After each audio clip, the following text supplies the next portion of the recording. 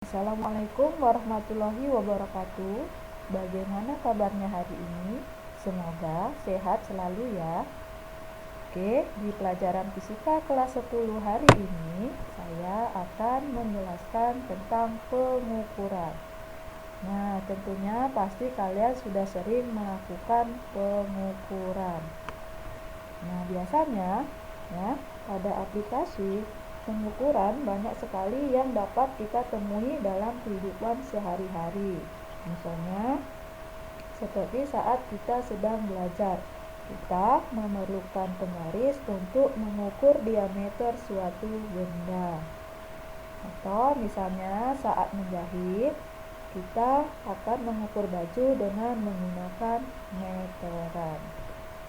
Nah, apakah yang dikatakan dengan pengukuran? Apakah Anda dapat menyebutkan aplikasi pengukuran yang lainnya? Untuk lebih memahami tentang materi pengukuran, maka yuk kita pelajari sama-sama mengenai pengukuran di bab ini. Nah, yang disebut dengan pengukuran adalah merupakan kegiatan membandingkan nilai besaran yang diukur dengan alat ukur yang ditetapkan sebagai satuan. Misalnya, ketika kita akan mengukur meja, kita menggunakan sebatang pensil. Nah, panjang mejanya yang kita ukur tadi sebagai besaran, pensilnya sebagai alat ukur, dan panjang pensil sebagai satuannya. Kemudian pada kegiatan pengukur ada beberapa istilah yang kita temui, yaitu besaran, satuan, dan dimensi. Apa itu besaran? Yang disebut dengan besaran adalah sesuatu yang memiliki nilai. Nah, pada besaran ini ya, biasanya dapat dinyatakan dengan angka-angka yang diperoleh melalui percobaan, pengamatan, dan pengukuran. Nah, artinya ya besaran ini dapat diukur dan hasilnya dapat dinyatakan dengan angka-angka. Kemudian istilah besaran ini dibedakan menjadi dua, yaitu besaran pokok dan besaran turunan. Yang disebut dengan besaran pokok adalah besaran dasar yang terbentuk sesuai sistem pengukuran dasar. Kemudian ada 7 besaran pokok beserta simbol dan satuannya, bisa kita lihat pada tabel berikut.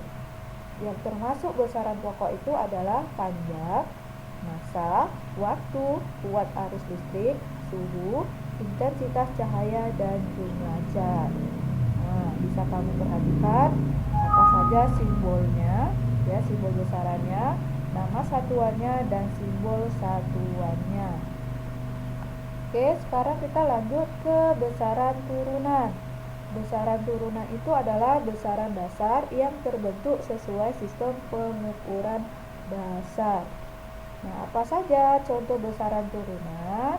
Bisa kamu perhatikan tabel, yaitu ada kecepatan, percepatan, waktu, kuat arus listrik, suhu, intensitas cahaya, dan jumlah zat.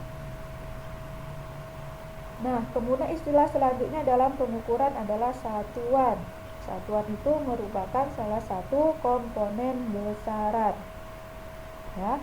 Nah, satuan itu dibedakan menjadi dua, yaitu satuan baku dan satuan non-baku.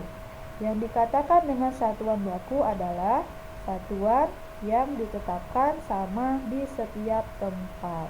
Dan satuan baku ini sudah diakui penggunaannya secara internasional.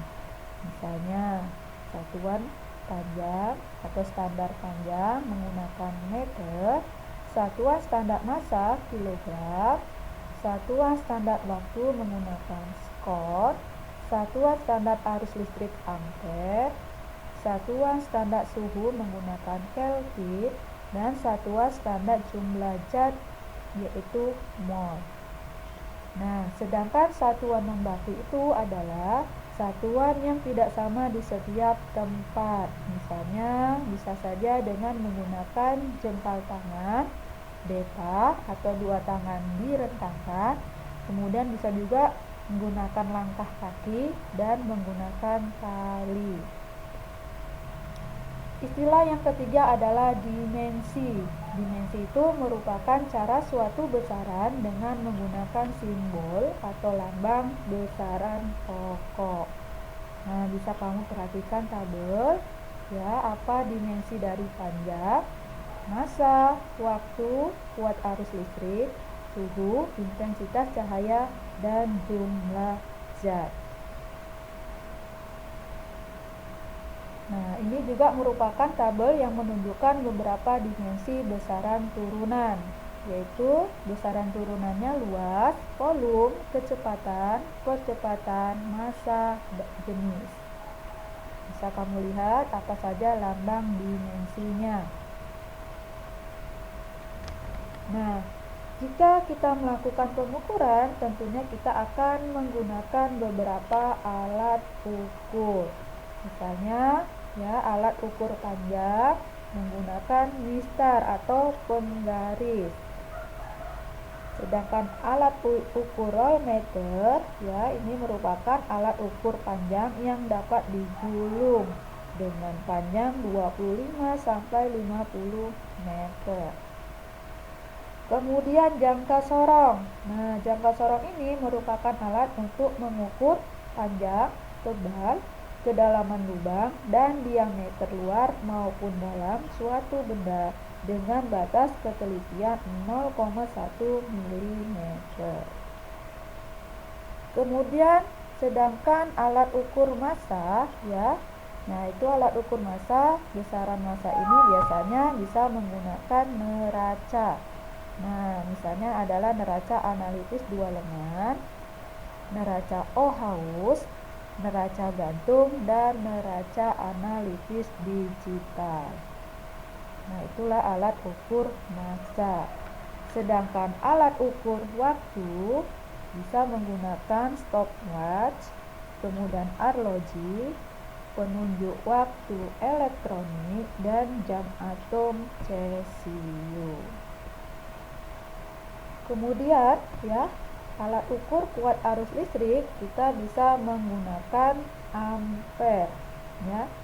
Amperemeter ini mempunyai hambatan dalam yang sangat kecil, dan pemakaian amperemeter ini harus dihubungkan secara seri pada rangkaian yang diukur, sehingga jarum penunjuk angka yang merupakan besarnya arus listrik yang mengalir. Oke, kemudian alat ukur suhu kita bisa menggunakan termometer, ya, guna mengukur suatu sistem umumnya ini, ya, menggunakan termometer, yang mana termometer dibuat berdasarkan prinsip pemuaian.